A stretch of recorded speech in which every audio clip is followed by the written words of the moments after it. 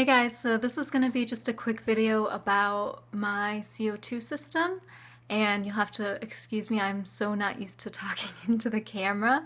This is really weird. But yeah, I figured I'd try it out. Meh. So yeah, if I have shifty eyes throughout this video, it's because I don't know where to look.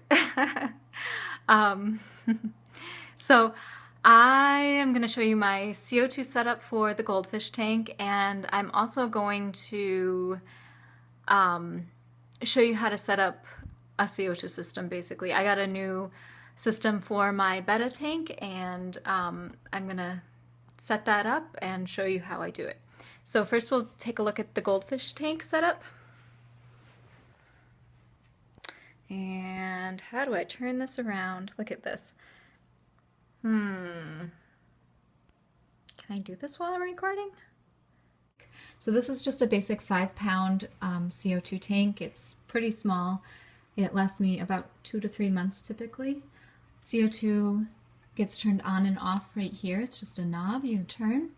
The regulator attaches to the CO2 tank right here by this bolt.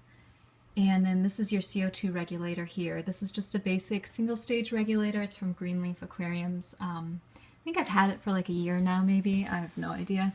But I've had it for a while and I'm really happy with it. It's, you know, nothing super fancy or anything. So on here, this top one is your working pressure. You set that by turning this one way or the other. Mine is set to 35 psi right now, and that's just basically the pressure I need for my specific diffuser to work properly. And then down here, this gauge is your high pressure gauge, and that's going to basically show you how much CO2 is left in your tank, essentially. I just set up this tank because it was empty before, and so you can see the PSI on there is about 800. And typically when you first set up your tank, it's going to be between 600 and 900. And you can see there's a red area here. Once your needle drops down there, you know that your gas is getting low. When it drops all the way down to 0, it's empty. This is the needle valve. This is how you adjust how many bubbles are coming out, basically how much CO2 is going into the tank. Turn it one way or the other. This is obviously your bubble counter. This is the solenoid. I have no idea how to pronounce that, so hopefully that's right. You know, who cares? But this is basically the power source for your regulator. CO2 tubing. So CO2 comes from here into your bubble counter and out your tubing. This is just a check valve to make sure that CO2 or to make sure that water doesn't run back into your regulator and destroy it. And then on my Goldfish tank here, I have an inline regulator from Greenleaf Aquariums. And so basically, instead of having a, did I say regulator? An inline diffuser, not regulator. So basically, instead of having a diffuser in the tank that bubbles up CO2 inside the tank, this is my diffuser, and CO2 goes into here. This is the output from my canister filter, and so water is being pushed out of that output. The CO2 is mixing with it in here, and then it runs up and out through my spray bar here. Hi fishies. They want to get fed. This here is my pH monitor. This is essentially what's controlling my CO2. I don't have it on a timer.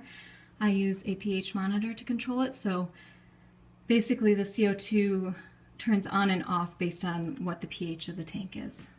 So if we look down here, fishies, hi fishies.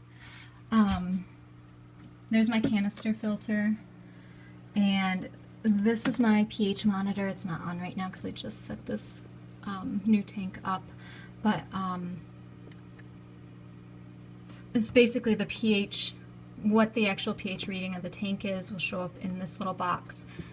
Right here, this little knob, you can adjust when your the pH at which your CO2 turns on or off, basically. And here you can set it to be, it turns on when pH is above whatever pH you set it to. So mine, I think, turns on when pH is above 7. So I try to keep mine around 7. Or you could switch it to below, and the regulator will turn on when it's below a certain pH. So the alternative is that you can use a like a little timer, basically what I have my lights on. This sort of timer, I don't know if you can see that, it's so dark in here, but you can also plug the solenoid into that sort of thing instead, which is actually what I'll be using on my betta tank, and I'm going to show you guys that setup next. So here's my tank right now. Nothing exciting going on in here right now. I lost a lot of plants when I moved, so it's not looking great right now, but I'm working on it. All right, let's go set up the other CO2 system. Okay, so now I'm going to show you guys how to actually set up a CO2 regulator and tank. I'm going to show you the new one I just got. So this is, again, a basic single stage regulator, nothing fancy. It's from Greenleaf Aquariums again, and this one has 2 needle valves on it so that I can actually hook it up to 2 different tanks, so that 2 tanks will run off of this one CO2 tank. So the first thing we're going to do is, again, I have another 5-pound CO2 tank here. It's full. And the first thing we want to do is just release some CO2 to make sure that there's no dust or anything on this, because if it got into the regulator, it could potentially damage it or something. So make sure that this valve here, where the CO2 comes out, is facing away from you. Obviously, you don't want CO2 blasting in your face. And then you're just going to turn the knob. That freaks me out every time. So just a short burst just to clear any sort of debris that might be on the tank there. It's a little scary. And then you're going to need a connection point between the tank and your regulator. You can get these little brass permaseals from Greenleaf Aquariums. You can probably get them elsewhere too. But I really like these. The other option is like a nylon seal. These won't last as long as this will last. These have to be replaced. This will last for quite a while. So yeah, I'm going to use the brass permaseal. And unlike the little washer here, it actually screws into the CO2. So it goes right in here, screws right in, just like that. And you don't need to use a wrench or anything, just hand tighten it. Okay. So now, on my regulator, I'm just going to make sure that the needle valves are closed all the way. I'm also going to make sure that my my working pressure here, this thing, is loose. So you want it to be out and loose as opposed to this way before you hook things up. Okay. So now this is just going to go right here onto this connection. You can hand tighten the bolt here to start. Let's see. Let's see if I can do this.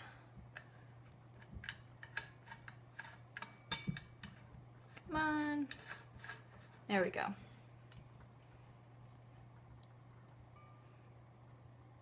And then you're also going to take a, what's this called?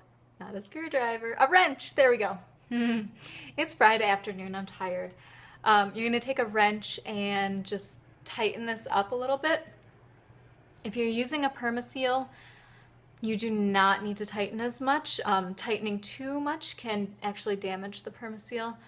If you're using a nylon washer, you can tighten a little bit more. But anyway, I just usually do about a turn. Let's see. Here we go. I gotta make this smaller.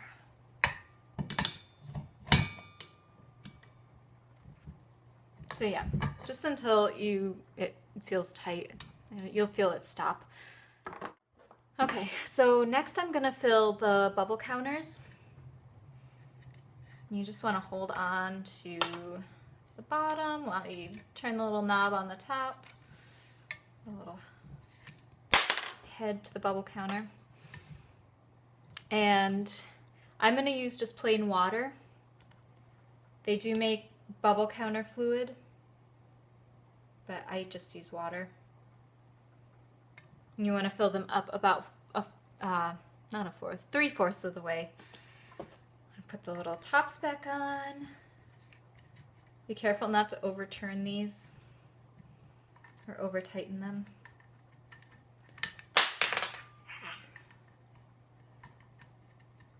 Turn, turn, turn. Okay.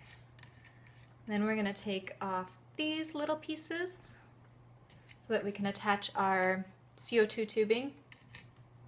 So CO2 tubing, you can use airline tubing, but CO2 tubing is better. Something about CO2 escaping or whatnot, I don't know. But CO2 tubing is recommended over airline tubing. I'm sure that's a hotly debated whether or not it's actually necessary, but I mean, the stuff is pretty cheap. I got, 10 feet for $8 or something. Okay, so put those little things on top, insert it into the bubble counter, and then screw this back down.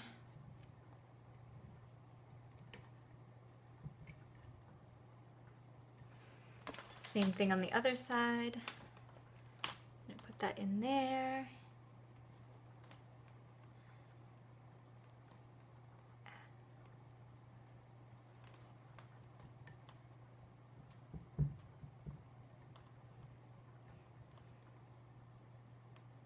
Screw it down.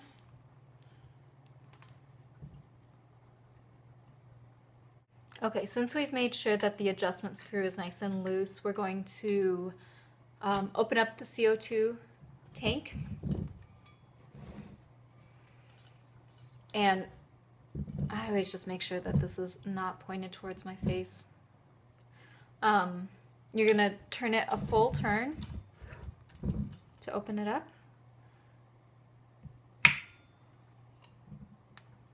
Okay.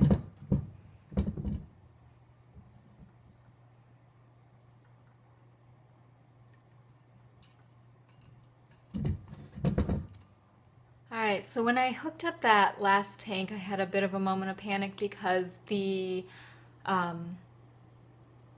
pressure gauge was actually reading 1400 psi, and it really should be like 600 to 900 unless it's been in a hot car. If the tank is heated, that can raise the psi or the pressure in the tank. But I weighed the tank, and it was actually a little bit over a pound overfilled. So that's a problem. 1400 psi isn't the worst that it could be, but that is higher than it should be, and not something I really want to mess with. So I put that tank outside because it's supposed to be in the 50s here tonight, so it at least won't get hot outside, and I just don't want it inside in case it burst. I mean, 1400 isn't enough to make it burst. I think most tanks are like 2000 psi they'll burst at.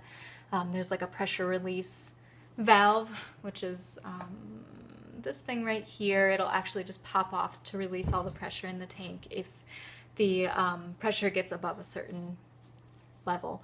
I could probably bleed off that other tank to lower the pressure, but it's just not something I want to mess with. So I'm going to bring that tank back to the place I get it from tomorrow. So in the meantime, I took the tank off of my Goldfish aquarium and put the betta regulators on that one. Next, you're going to set the working pressure gauge. I'm going to set mine to 35 psi because the regulators I'm using, that's what they recommend it be set to. So screwdriver, and you just turn the little knob until this gauge up here reads 35.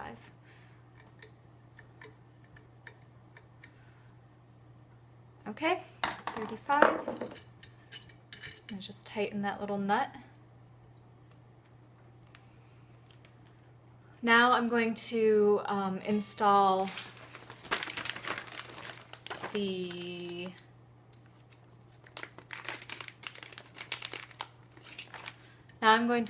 check valves into both of these and put in the diffusers as well.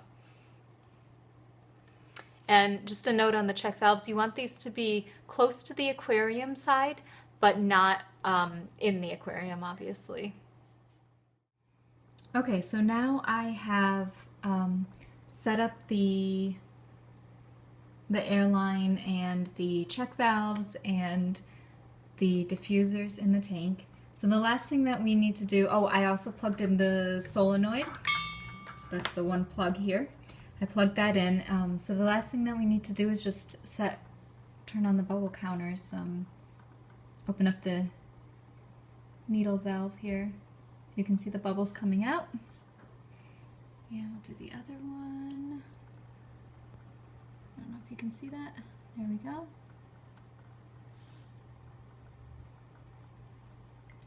So those are going, and then we just wait for CO2 to reach into the tank and come out of the diffuser. And that's really all there is to it.